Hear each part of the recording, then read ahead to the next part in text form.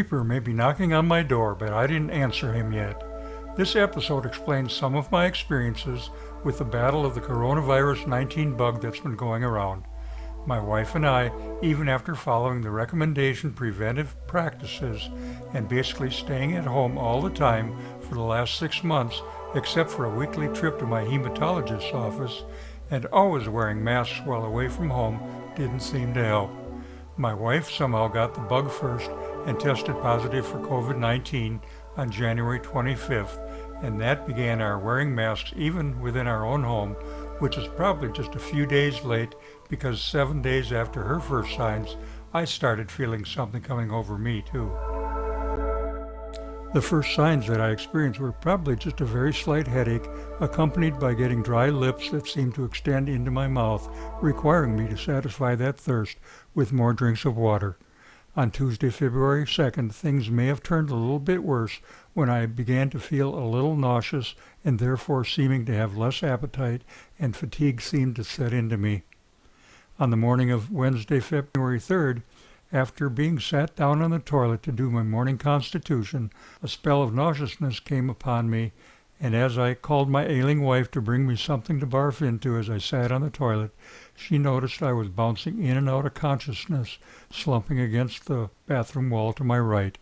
After coming to full consciousness again, and with her help to clean my bottom with my power bidet after some diarrhea exited me, we decided to call the EMS assistance because by that time my body just felt like a wet, damp rag while using my overhead hoist to transfer me from the toilet to my power chair.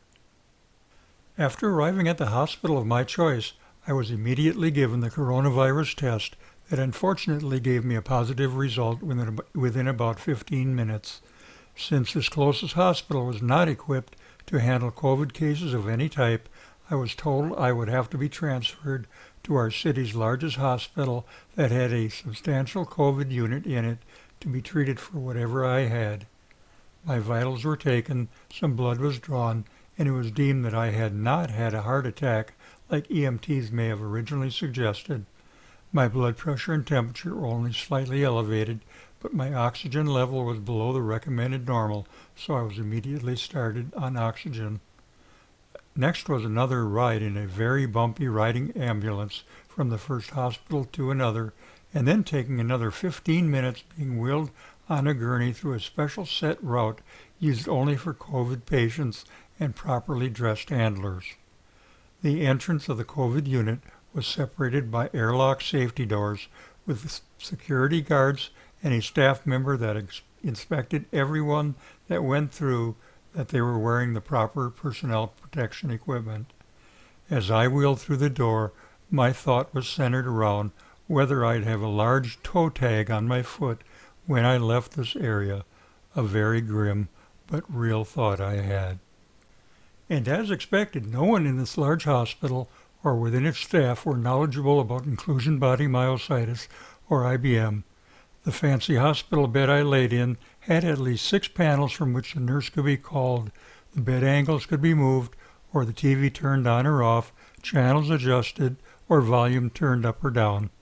But my IBM arms could not reach any of them, and my fingers were not strong enough to press the tough buttons on the remote control for the same functions. At the end of the first shift, the nurse assistant did locate a bulb-type call nurse switch that, if and only if, was left in a 3-inch proximity of my left hand. I was able to use it, and lo and behold, whenever covers were moved, the table bed was relocated, or anything else, this control might not be reached. Luckily, during one of these times when I had to go to the bathroom very badly and couldn't reach this call switch, I was able to reach my phone, called my wife at home using her speed dial, and had her call the nurse's station to tell her that I was in need. Talk about having plan B, C, and D in place, and then panic to use plan E. I requested a simple remote control for the TV set, and I might be able to operate, but none were found in working order. The COVID room that I spent a few nights in was converted from a previous pediatric unit. I had a nice large single occupancy room with an octagonal shape. The room was still adorned with decorative jungle animal scenery around the top of the room.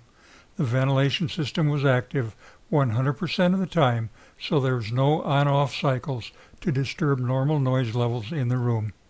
Here's a few tidbits of information that probably isn't covered under any other IBM site and not on many COVID websites either, and that's about the COVID room's air environmental standards.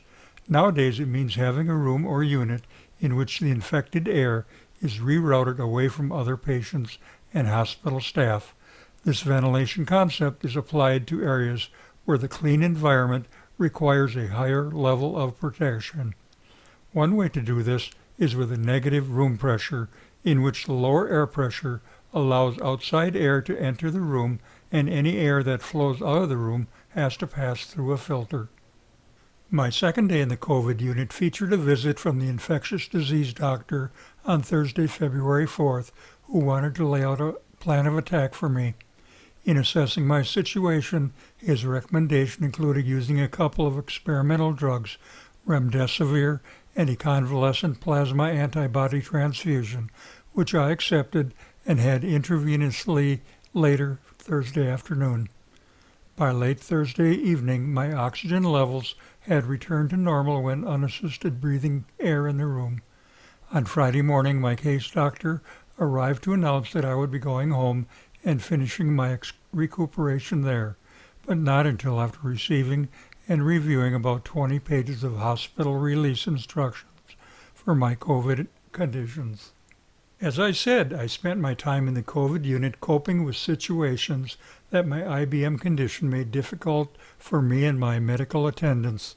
I was able to answer a few inquiries from my Myositis YouTube channel subscribers, giving me some worthwhile constructive work to help keep me busy during the otherwise boring time of my days. I apologize if I didn't get back to everyone's questions.